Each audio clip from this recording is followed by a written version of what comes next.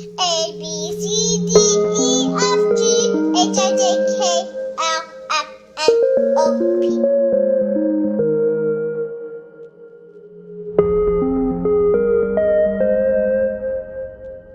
Truly heartbreaking. We are learning that Madeline Soto's body was found right near where I am standing on Hickory Tree Road.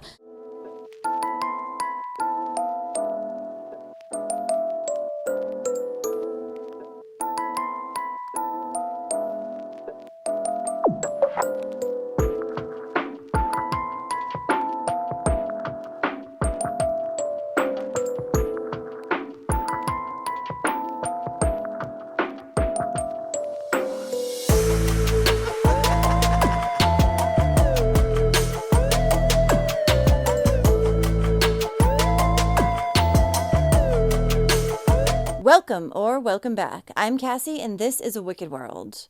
The story I have for you today is one that's been in the news a lot recently. It's about a young girl who had just celebrated her 13th birthday party when she was suddenly killed. And by someone her mother trusted to be around her each and every day. But did her mother willingly put her in the hands of this predator? This is the story of Madeline Soto.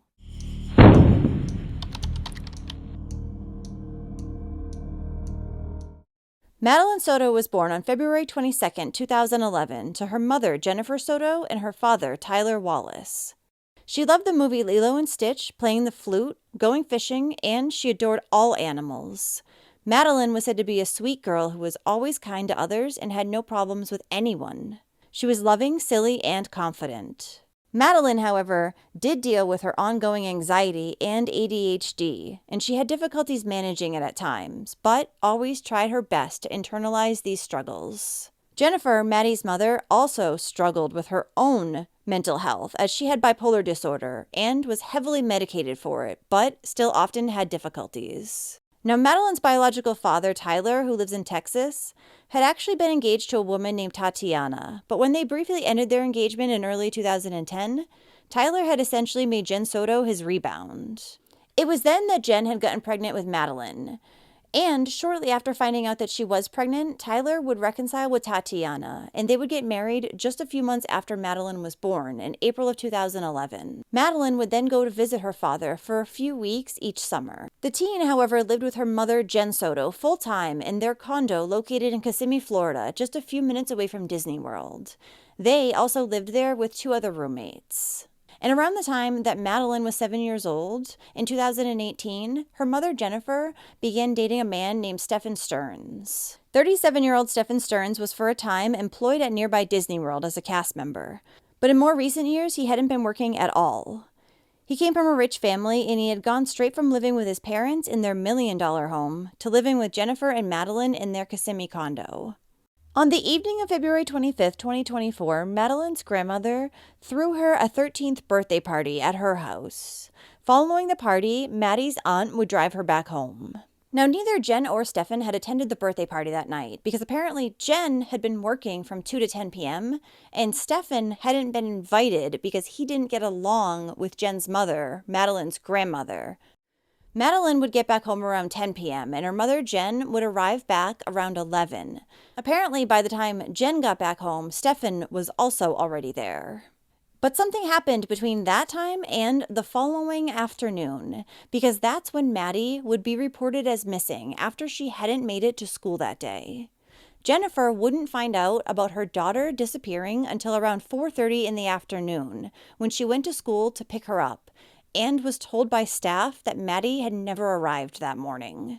Apparently, it was in the school's policy to contact parents after school was done to let them know about their child being absent rather than earlier in the morning, which has since changed. Jen and Stephen would report Madeline as missing around 8 p.m. that night, and when they did, the girl's mother would tell police that her daughter had never run away from home before, and she had last seen Madeline the night prior, shortly before she headed to bed, around 11 p.m. It was later discovered that Madeline had wanted to run away from home and live in the woods, though police did not know why. Hey there. Hey there. What's going on? So, my daughter was dropped off close to school this morning, but never made it. I went to pick her up from school. I'm sorry, one second. Yeah. Okay. All right. So she was supposed to be dropped off at school, didn't make it to school. Didn't make it to school. I went to pick her up from school today, Okay. and she never came out. They announced it over the speaker, and I'm just like, maybe she walked here, because sometimes she'll walk here to this office. I came here, nothing. I went back to the school, they were closed. I got a notice, an email from the school saying she was absent, but I also messaged her teacher, and he looked at her entire attendance today and saw that she was completely not at school today either. Okay. So she never made it. Okay, what's her name? Madeline. Madeline. Madeline. Last name? Soto. S-O-T-O. Soto. Yeah. Date of birth? February 22nd, 2011. February 27, 2000. 22nd. Oh, sorry, 22nd, 2011. 2011. Just her 13th birthday. 13. 1418 Charlie Worldwide. What's the name of the single aid? Madeline Soto, age 13. I'm trying to get a clothing description now. What was she last seen wearing? 26 County Charlie Worldwide. People hit my call 931 at the same call. Green hoodie. Green hoodie. White Crocs. White Crocs. Either blue or black pants. I think black shorts. Black shorts? Yeah. Black shorts? Okay. Black shorts. Alright. Do you know if she has like friends in the area? She does, but she doesn't know where they live. She doesn't know where they live. Okay. I asked all of them. Okay. Is this like, does she like have any places that you guys know that she'll usually be at? Any friend's house? Any places that like she likes to hang out? Not typically, no. Not typically? No. Okay. The morning that Maddie had disappeared, Jen claimed that she had been awoken by her boyfriend, Stefan, coming into her room to get the dog to take it for a walk. Jen said that she hadn't gotten out of bed at that time, and she never saw Maddie off to school, but she believed that she heard her getting ready in the kitchen between 7 and 8 a.m. However, Jen would later retract this statement and say that it was probably one of her roommates getting ready in the kitchen around that time, and might not have been Maddie. This has left many people suspicious of Jen, since as you could hear in the body cam footage, she corrected Stefan and told a detective what Maddie had been wearing when she was last seen. But then she admitted to not seeing her at all, so how did she know? Apparently, after bringing the dog for a walk, Stefan would then drive Maddie to Hunters Creek Middle School around 8:30 that morning. But he would tell police that he hadn't actually dropped her off on school grounds. Instead, he had dropped her off a few blocks away, near the Peace United Methodist Church on Town Boulevard in Kissimmee. According to Stefan, this was because Madeline was embarrassed about the car that he was driving, and she had requested that he drop her off there. He also suggested to authorities that maybe Madeline had just never made it to school. I dropped her off. Everything looked fine when I drove away. It's the last time we saw her. What were the conversations that y'all had in the car when you dropped her off? Not much. She was asleep for most of the way. Told her have a good day at school when she got out, and I love her. She said thanks, love you too. That was it. And so where do you think she could possibly be? I mean, this isn't, as I was told, this isn't normal behavior. This is not normal behavior. She's not the type that would just run off. We don't know where she can be, and we're scared. We just want her home. Are you, in a sense, blaming yourself? It's hard not to. It just keeps coming in waves. Just the reality keeps hitting. We don't know where she is. We don't know if she's safe. We're just scared. We just want her home. Conflicting reports here and there. People say they see this or that. None of it's conclusive and none of it's helpful. We just want a baby girl back. Police began their search for Madeline, and more than 50 Orange County Police Search and Rescue team members began their search in the area where she had last been seen. But despite Stefan and Jen's worries about Madeline being missing, Stefan would tell police that neither he nor Jen had gone out that night to look for her. When detectives spoke with Madeline's mother, Jen, one of the things that they would ask her during her interrogation was where her daughter had slept the night before.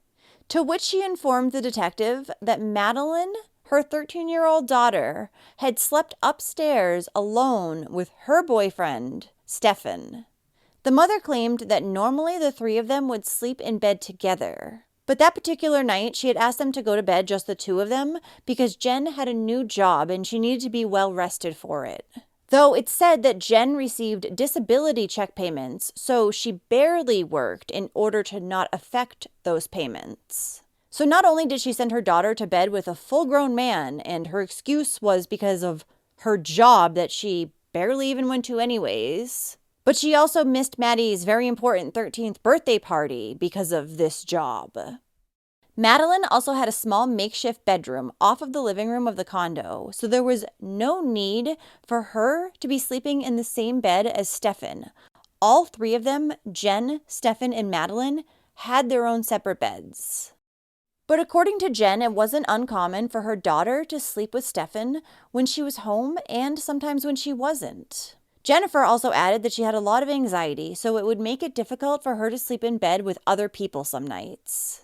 And she said that even though Madeline had her own bedroom, she really never slept there. She just hung out there during the days. And when police later spoke with Stefan, he told them that he only slept with Madeline because she needed human contact in order to fall asleep. He referred to it as snuggling her. What are the sleeping arrangements? He sleeps in. Okay. Did she sleep in her bed Sunday night? No. I was just back. I'd been away for a couple months. Be in the same bed together, so we get some serious sleep. So she said no to that and suggested that the guest room upstairs had a big enough bed. So some snuggle, cuddle time that would suffice, and Jen would get to sleep in peace. Okay. So you say snuggle time. What does that mean? I like to be alone. She is extremely dependent. She does not like to be alone at all. She needs human presence around her. Gotcha. We've been trying to wean her off of that, but it's been difficult. Apparently, there was a woman who had once worked with and dated Stefan in late 2022 and said that around then he had broken up with Jen, and that's when she had started dating him. But he would never spend any nights at her house. He would always return back to the Soto house, saying that Madeline and Jen couldn't sleep without him there. Stefan also confessed to this woman that he would sleep in the same bed as Madeline, and one morning he had woken up with a boner, so he had to quickly turn around in bed. After finding out this information, the woman was very uncomfortable and stopped talking to Stefan. Jennifer would also tell investigators that the morning Maddie disappeared, Stefan had left to bring her to school, and Jen didn't get out of bed until around 9 a.m. when she had to go to her doctor's appointment. When she returned home around 11 a.m., Stefan was back home as well. But he told her that he had accidentally left his cell phone at home, and Maddie had left her cell phone at home too. Which, since Maddie had ADHD, this was likely that she could have forgotten it. However, it said that Stefan was constantly on his cell phone, so it's highly unlikely that that was true. Stefan told Jen, however, that things had gone good that morning, regardless of them forgetting their phones. He also told Jen that he had offered Maddie McDonald's multiple times, but she had declined, despite that being their original plan. In fact, Stefan and Maddie had even woken up a little bit earlier that morning so they could go get McDonald's for breakfast. So that really doesn't make sense. And even though Stefan told Jen that he had asked Maddie multiple times on the way to school if she wanted McDonald's, he also said that she slept the entire ride. So which was it? After Stefan had returned back home, and Jen had as well, they sat around the house and just hung out for a little while. During that time, Stefan decided to do an update to his iPhone, and he told Jen that he accidentally reset the entire thing. Convenient. A little while later, Stefan got up and told Jen he was leaving to go to a few video game stores, and he'd be back later to pick up Madeline with her from school. But when Stefan didn't return back by 2:30 p.m., Jen called him and received no answer. Jen would end up deciding she couldn't wait any longer for Stefan to get home, and she left on her own to go pick up Madeline. About 10 minutes after she left, Stefan would call and say, "Sorry, I accidentally left my phone at home again." While he'd been gone, he also told Jen that he had gotten a flat tire on Interstate 192.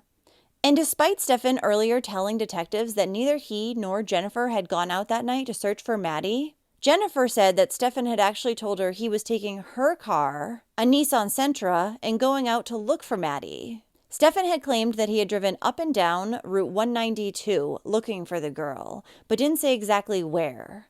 It would later be discovered that he had gone all the way up to Northport, Florida, where his parents live, for unknown reasons. The following day, Jen woke up early to call as many resources as she could to help in the search for her daughter, while Stefan slept in most of the day. When police spoke with one of Jennifer's roommates, she said that she had gotten home around 11:30 p.m. the night before Madeline had been reported as missing. When she got home, she didn't see anyone in the downstairs, but she heard people upstairs.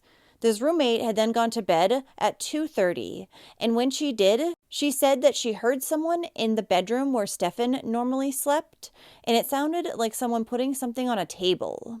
The same roommate said that she had seen Stefan the following morning around 10:30 a.m., and when she did, he was acting odd and going up and down the stairs and in and out of the condo multiple times. He was also washing clothes, which the roommate said was weird because she had never seen him do that before.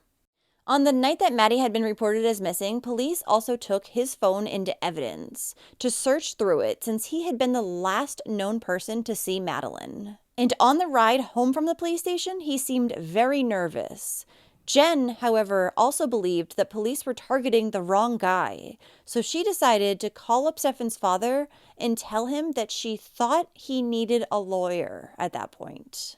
Then, 2 days after Maddie had disappeared, Stefan Stearns was arrested by the Kissimmee Police Department. However, it was not in connection with Madeline's disappearance. It was on charges of SA and possession of CP. Police had searched through Stefan's phone, and when they did, they found many images of him SAing little Madeline, going back for at least 2 years.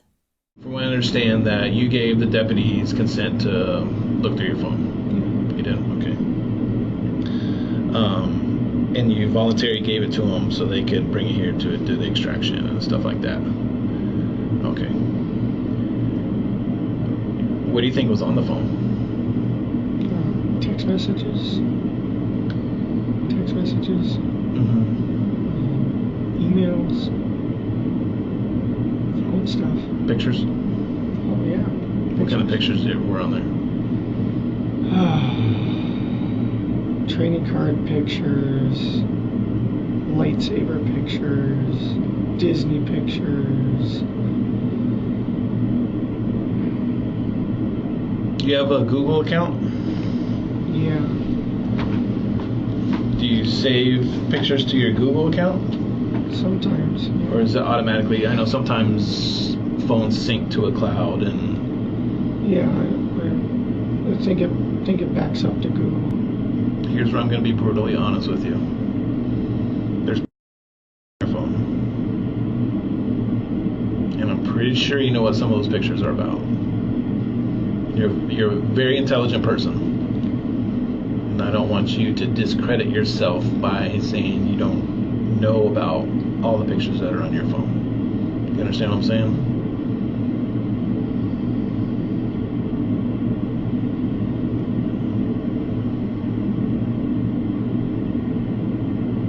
So do you want to add to the list of pictures?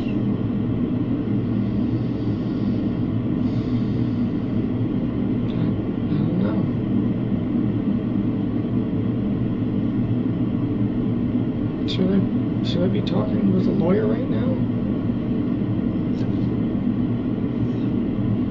I can't answer that question. My sole purpose right now is to see if I can find, and I'm really hoping you can help me. Okay. Well, I'd like to try to help, but I feel like I should probably have a lawyer present at this point. So you want an attorney? Yeah, I think so. Okay. That can happen. I want to let you know you're not free to leave. You're being detained, okay?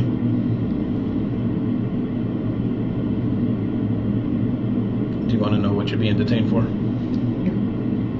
Capital sexual battery and possession of child pornography.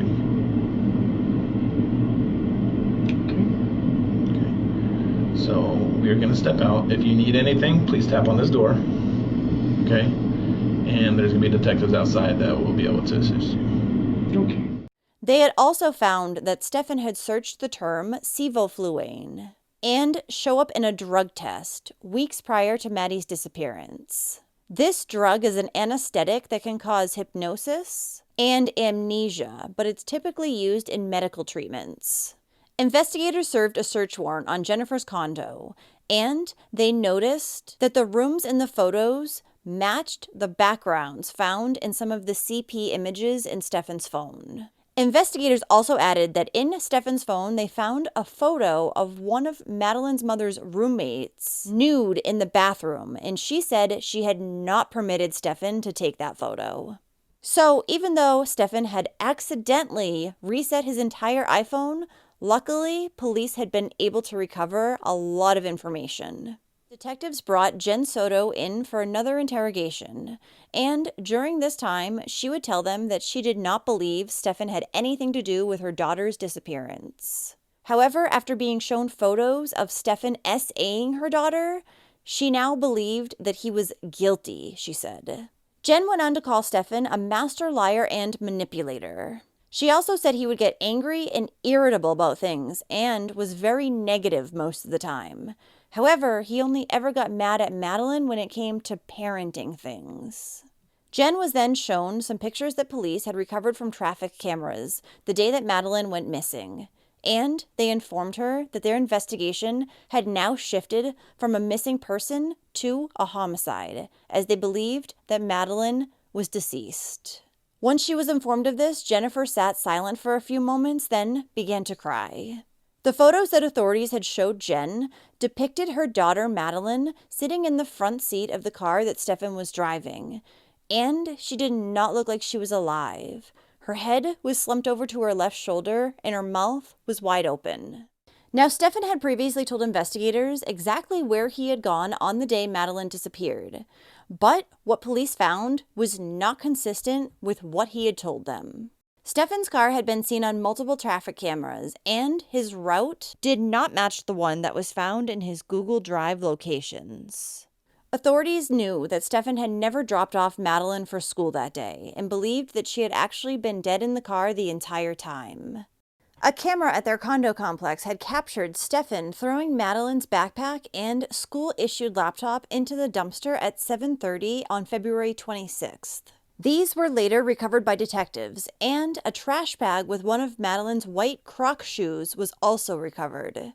The other white Croc was found right in Jen's room. These were the shoes both Jen and Stefan had said that Maddie was last seen wearing. Stefan was again seen returning to the condo complex at 8:19 a.m., and at that time, Maddie was also seen in the car, but she did not look alive. Around 9:40 that morning, Stefan's car was seen on camera entering the parking garage near Holiday Inn Club Vacations on South John Young Parkway. He was seen walking to the passenger side of the vehicle, opening the door, then he proceeded to carry what appeared to be a limp female body to the trunk of the car. Now, during Jen's interrogation, she told police that when Stefan first moved into the condo with her and Maddie, there was a rule in place that Maddie was not to sleep in the same bed as Stefan. Why you would need a rule for that, I don't quite understand. She said that soon Maddie began asking for sleepovers with Stefan, though, which included eating popcorn, watching a movie, and then falling asleep together in bed. And she began to allow this because of how well Maddie and Stefan got along. But sometimes Stefan would be in just his boxers, and other times he would wake up cuddling Madeline. When Jen was asked by investigators during her interrogation if she thought that was weird, she said no. Jen additionally denied knowing anything about the ongoing victimization of her daughter Madeline. And she said that while if Stefan had murdered her daughter, that was evil, the sex stuff wasn't evil. To the detective, it seemed like Jen had already accepted the victimization of her daughter, and her emotions during the interview just seemed fake. If anything, she was a little bit more open with Stefan because she told him about a boy she had a crush on. Okay. And that his name was. And she described him. And Stefan's like, "Are you aware that she has a crush on a boy?" I said, "No." He's like, "Yeah." She told me his name, that he's tall and that she likes his fluffy hair. When was this? Do you remember when this conversation happened? Within the last week sometime, but I'm not sure. Okay. Like so we saw, so within a week of that Sunday. How did he take it? Was he like, and I want you to think back before you know things you know now. Like, did he seem concerned about her? Did he seem excited for her? Like she's starting to, be a kid and have crushes and everything else. Like, he seemed happy for her. Okay. He's like, "Yeah, did you hear this? This is super cute." And I was like, "Oh." I hadn't. She hadn't told me. And I wondered, I'm like, why didn't she tell me? Why did she tell him and not me? Like, I want to know who she got a crush on. But maybe it's because I told her she had a rule. She wasn't allowed to date for a few years. I thought he was truly heartbroken and not that he had done all this shit to her. Like, I look back at shit now, I'm just like, he was fucking lying. He was fucking faking. What else has he been lying to me about?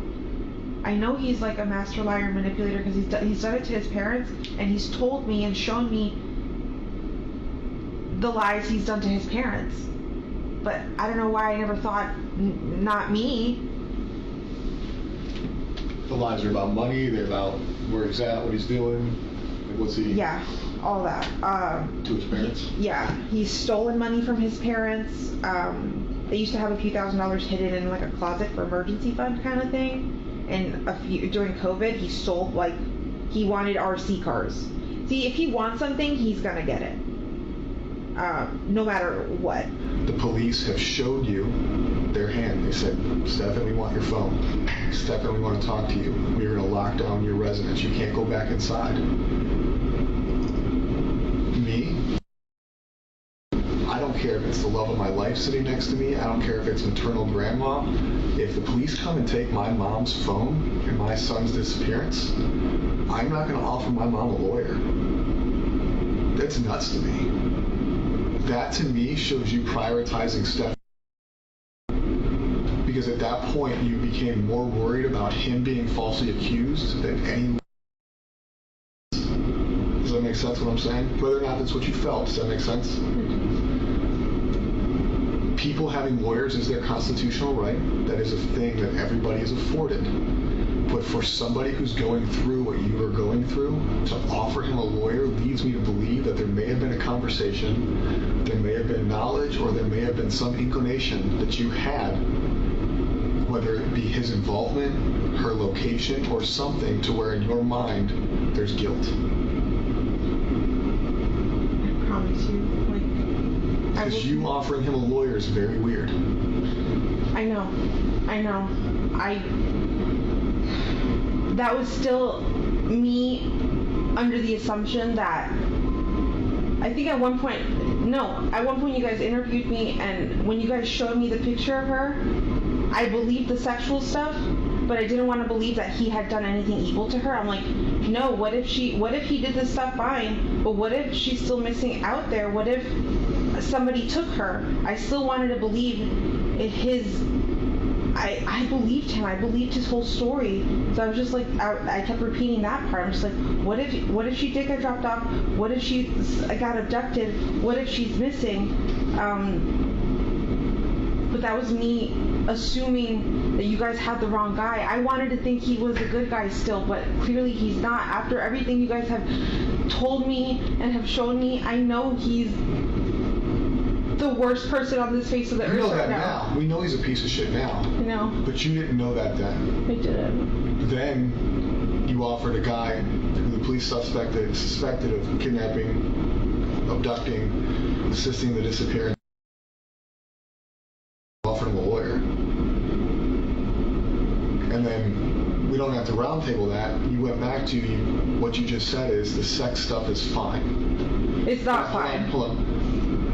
If I knew anything, I promise you, I would tell you. Like, I am willing to take a lie detector test, whatever the fuck you want, but I don't know anything. He's never mentioned anything. I've never seen any signs.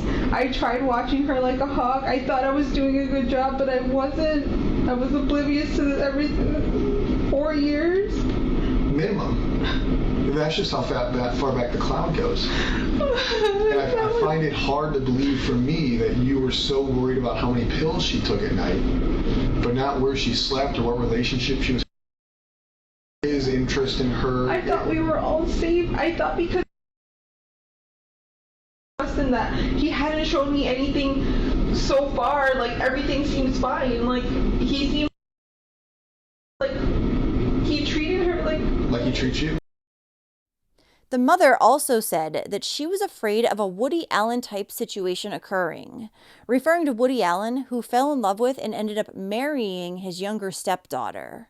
But why you would ever have that on your mind as a mother unless you knew something was going on in the house, I'm not sure. Jennifer also told the investigators that she had broken up with Stefan in December of 2022 because he was so messy.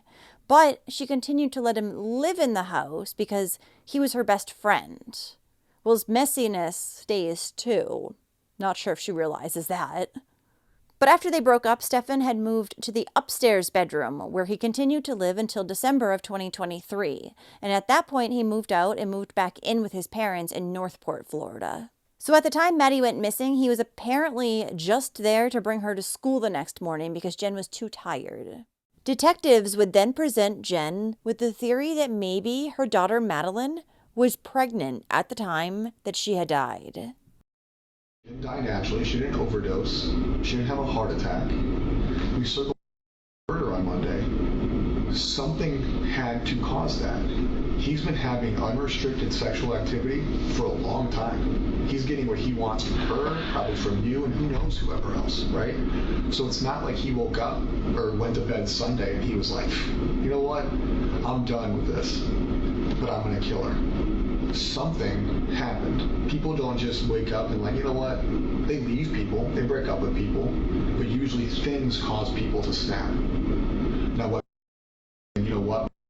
And I'm in trouble, or I feel like I'm gonna, or him being out. We can go even worse. She's pregnant. That's what questions last night led me to believe when we started talking about her period.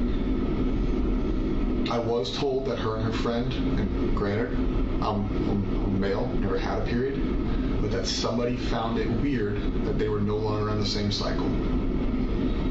Could be different because she's a teenage girl.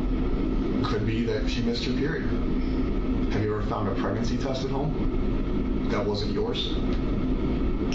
I have 2 underneath the bathroom sink, but I haven't seen if they're still there or not.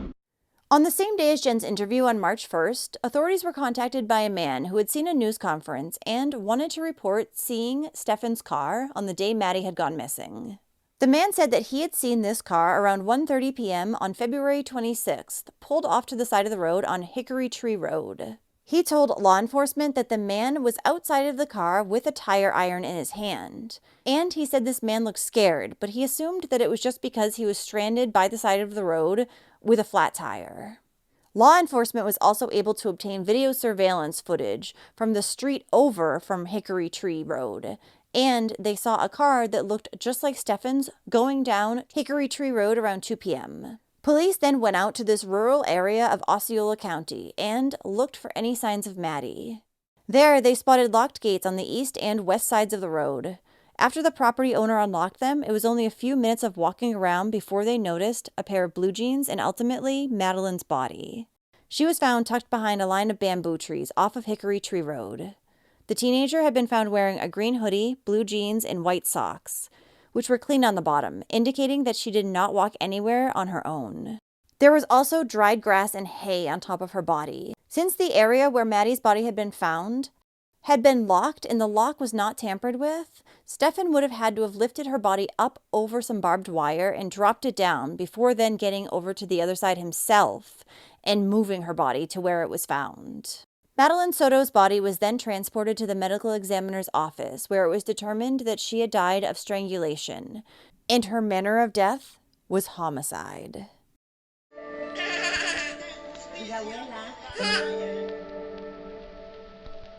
A B C D E F G H I J K L M N O P Q R S T U.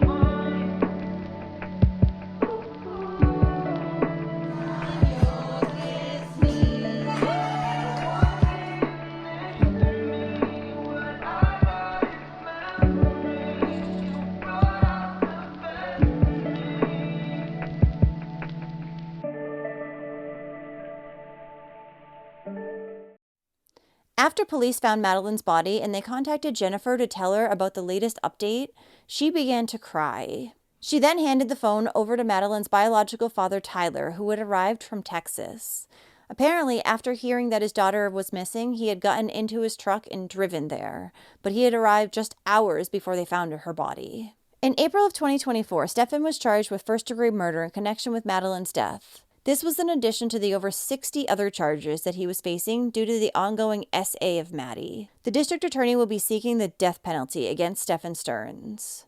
Prior to this, surprisingly, Stefan had only been in trouble with the law due to multiple speeding tickets. But he had definitely been hiding things, because on April 11th, when Stefan's father was cleaning out a storage unit, he opened up a storage bin and found a hard drive that would normally be kept in a desktop computer. In the same bin was a watch that Stefan had told his father he had in his bedroom. He believed that his son had gained access to the storage unit when he had gone to Northport on February 28th. His father would then give this hard drive over to police, where it was found that there were close to 35,000 images of CP. Maddie was not on any of these, however, and they all appeared to have been from 2020 and prior. Madeline's teachers and peers had known that something was wrong with the teenager. They just didn't know what. One girl knew that Madeline wanted to run away when she turned 13, but had no idea why. Another friend told detectives that Maddie had a meltdown just days prior to her death, and it wasn't uncommon for Maddie to just break down into tears every few days. One of Maddie's counselors would also say that the girl had sleepy days often, and she would just come in and lay her head down on the desk. They suspected that she was probably depressed. Another counselor noted that Madeline had said that Stefan made her feel weird and uncomfortable, and that her grades had improved ever since Stefan had officially moved out of the house in December of 2023. Jennifer Soto had actually been married in between her relationship with Maddie's father and Stefan Stearns. She'd been married to a man named Steven in 2015. Their relationship hadn't worked out because while it was all good at first, he eventually could not deal with Jen's mental issues, and he did not want his young daughter around her bipolar episodes. Essentially, Jen created a toxic environment, he claimed. But he had still continued to visit with Maddie following their divorce because he had gotten very close to her. Stephen also said that Madeline had seemed off to him for the last few years. And Jennifer told him recently that she had been given a new medication that would knock her out completely. Jennifer had also spoken to her ex-husband Stephen on the phone a day after Madeline had gone missing on February 27th. And at the time, Stefan was in the background. Stephen could hear him saying that he felt guilty he had left his cell phone at home that day, then accidentally reset it. Stephen would also tell the investigators that he did not think his ex-wife was involved with her daughter's death in any way. Now, Stefan's parents did not feel the same. His mother believes that Jen was involved with either the ongoing abuse that had been happening in the home and or with Maddie's death. Because she had written an email to her son in jail on June 25th in which she said, "We all know," Jen's name was then redacted, "was heavily involved in this, and I'm disgusted she is free. And you are not, when this is not all your fault." Stefan did not acknowledge his mother's accusations in his email reply, however. While he was also in jail, Stefan's father would confront his son and ask him why he had been to Northport just days before he had gone to jail. Stefan told him he had to grab a few things and get his ducks in a row. He said, "Kinda prepare myself for whatever was coming, but I couldn't find what I was looking for." Stefan's father also stated he wishes he knew how the whole situation had come about. And Stefan said to him, "Well, I didn't start it." At that point, Stefan's father pointed out that Stefan did participate, and Stefan said, "Yeah." So at no point during the conversation did Stefan deny killing Madeline. Now, Stefan's parents had been made aware of the fact that Stefan was sleeping in the same bed as Madeline, and Jennifer had been allowing it. His mother said in an interview with detectives, "Of course it would weird anyone out. A little girl sleeping with a man that's not her dad? It sounds weird. I trusted him enough to let it happen." Stefan's parents also said during the interview that Stefan often had lots of money and was constantly spending it, but he had no job. The only thing that we knew that was wrong, and we addressed it immediately, was when we became aware of the co-sleeping arrangements. And they were here at our house. And at that point, I put my foot down and said, "Madeline's not sleeping in the room with you. She's too old for that." And I said, "You need to stop doing that at home too." And I talked to both Jen and to Stefan. And Jen says, "Well, she comes in at night. She gets scared. She comes in at night and climbs into bed, and I can't stop her." I said, "Does your door have a lock on it?" She said, "Yes." I said, "Well, then you use the damn lock." I mean, it's ridiculous. And then to send your child off to sleep with a man in another room in a single bed together, who is not a biological relative. And Madeline is the one that told me about the co-sleeping. Not Stefan and not Jen. Madeline did. When she related, she said it was a funny story. She says, "Oh, I was in bed with Mom and Stefan, and when I woke up in the morning, my leg was draped over him." And she went, "Isn't that funny?" I said, "No, it's not. I don't find that funny." Coincidentally, perhaps, Madeline's body was also dumped very close to a home where a man known as Santa Claus and his son were arrested just days after Maddie's body was found. The father and son were in possession of thousands of images of CP.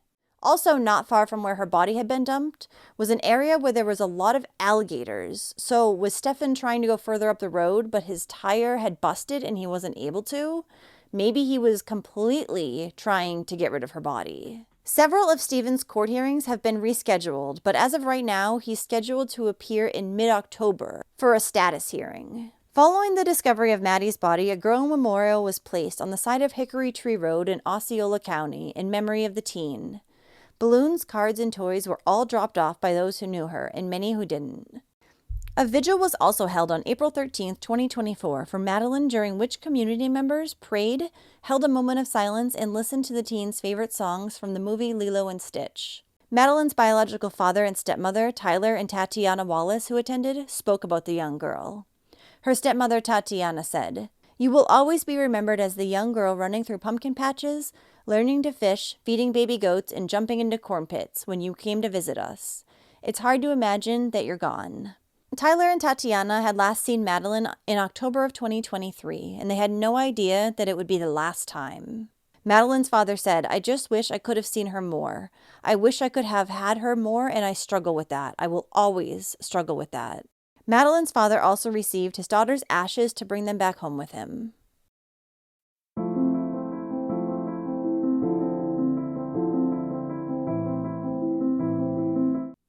Well, thank you for listening to Madeline's story today. This is unbelievable that all this SA was going on right under Jen's nose for years and she supposedly didn't know about it. I honestly think that not only did she know about that, but she knew about Madeline's murder too. I don't know if she was involved in any way, but I have a feeling that she covered for Stefan. What do you think? I also suspect that maybe Stefan did what he did because Madeline was now a teenager. Maybe she got pregnant and he didn't want it to get out. But this poor girl lived an awful existence for years with that horrible man and her mother. She deserved so much better. So if you like true crime and you want to hear it from me, then don't forget to hit that subscribe button below and turn on those notifications too, so you'll know when I upload a new video, which is at least twice each week. Thanks for watching A Wicked World today. Until next time, take care guys. Bye.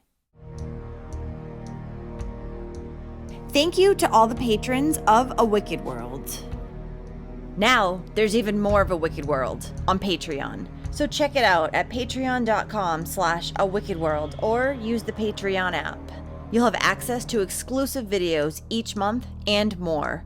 Any support truly helps to make sure the victims never get forgotten and to highlight the shortcomings of society associated with each case. Do you have a suggestion for a case you'd like to see me cover?